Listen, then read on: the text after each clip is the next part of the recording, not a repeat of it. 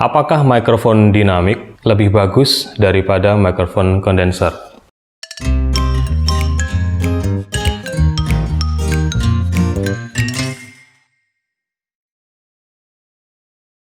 Halo semua, di video ini saya akan membahas satu jawaban dari pertanyaan. Kalau ditanya apakah mikrofon dynamic lebih praktis, memang dari sisi penggunaannya mikrofon dynamic ini lebih praktis karena mikrofon dynamic ini tidak membutuhkan phantom power, tidak membutuhkan suplai listrik untuk mengaktifkan mikrofon tersebut. Sedangkan mikrofon kondenser membutuhkan phantom power supaya bisa berfungsi dengan baik. Tapi ada satu kelemahan juga, karena tidak semua mikrofon dynamic itu memiliki signal yang cukup kuat untuk diolah pada proses berikutnya. Artinya jika preamp-nya tidak cukup gain-nya, itu maka signal yang akan masuk sangat kecil.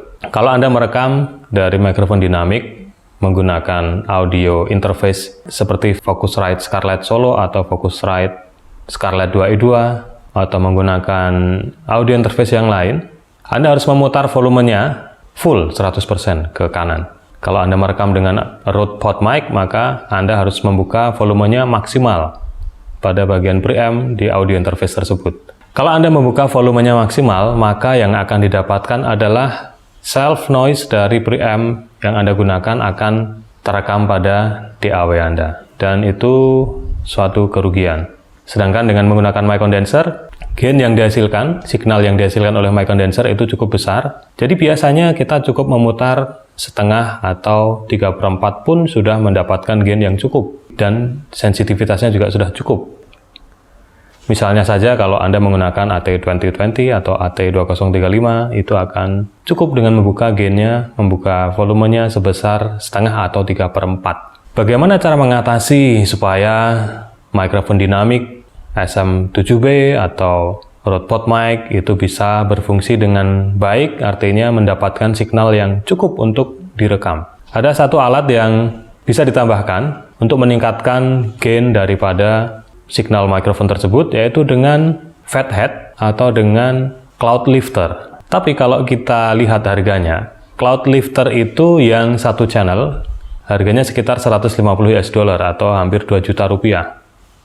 Jadi harga cloud lifter sendiri sama dengan harga mikrofon dynamic Rode PodMic. Kalau Anda beli SM7B, harganya mungkin sekarang sudah di sekitar 8 jutaan. Dan SM7B sendiri signalnya juga tidak cukup besar.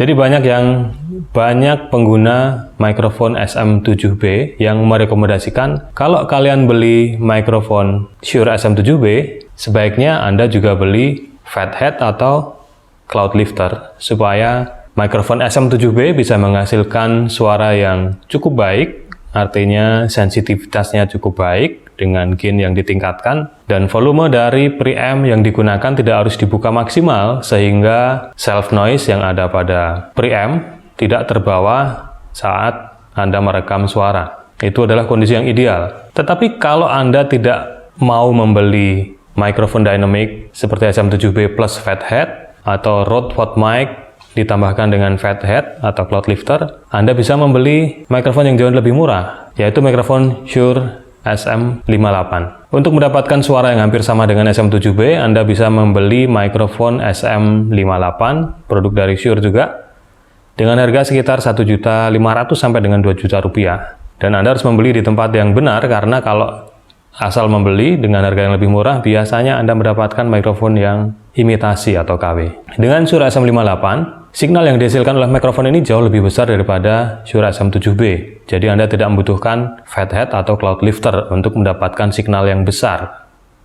Dan Anda tidak perlu membuka preamp 100% atau full, cukup dengan setengah atau 3/4. Sama seperti ketika Anda menggunakan mikrofon kondenser. Dan penempatan mikrofon pun tidak harus dekat dengan sumber suara. Karena kelemahan mikrofon dinamik high-end seperti SM7B, Rode PodMic, itu kalau jarak bicaranya lebih jauh daripada 10 cm tanpa menggunakan fathead atau cloud lifter, maka signal yang ditangkap dan kualitas suara yang ditangkap akan jauh berbeda jika dibandingkan dengan kalau Anda merekam dengan jarak di bawah 10 cm. Tapi dengan cloud lifter memang bisa mengoreksi kelemahan tersebut. Kalau kita membandingkan mikrofon dynamic dan mikrofon kondenser, memang masing-masing memiliki kelebihan dan kekurangan. Mikrofon dinamik dengan kelemahannya yang tidak cukup sensitif, maka bisa digunakan untuk merekam suara di area yang tidak memiliki akustik treatment yang cukup baik, artinya dengan ruangan yang cukup standar tanpa ada peredam pun, dan di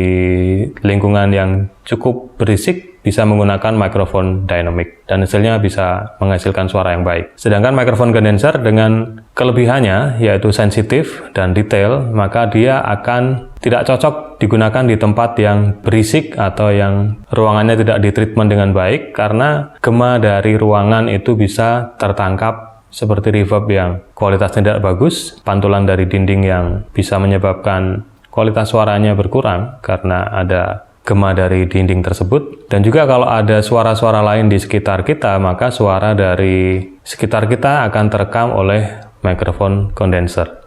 Tetapi mikrofon kondenser akan sangat sempurna jika digunakan di ruangan yang ditreatment dengan baik, dengan peredam yang baik, atau bisa dibilang di studio yang proper, yang profesional, atau home studio yang memang akustiknya ditreatment dengan baik. Jadi sekali lagi, kalau Anda masih bingung apakah harus menggunakan mikrofon kondenser atau dynamic, kalau Anda hanya membutuhkan suara yang mirip dengan SM7B atau Rode PodMic, Anda bisa membeli mikrofon Shure SM58. Kelemahannya hanya satu, tampilannya atau secara visual, SM58 memang sangat standar, tidak gagah, tidak indah, dan tidak mewah. Tapi kalau Anda tidak perlu memunculkan fisik dari mikrofon itu pada konten Anda, SM58 adalah pilihan yang tepat.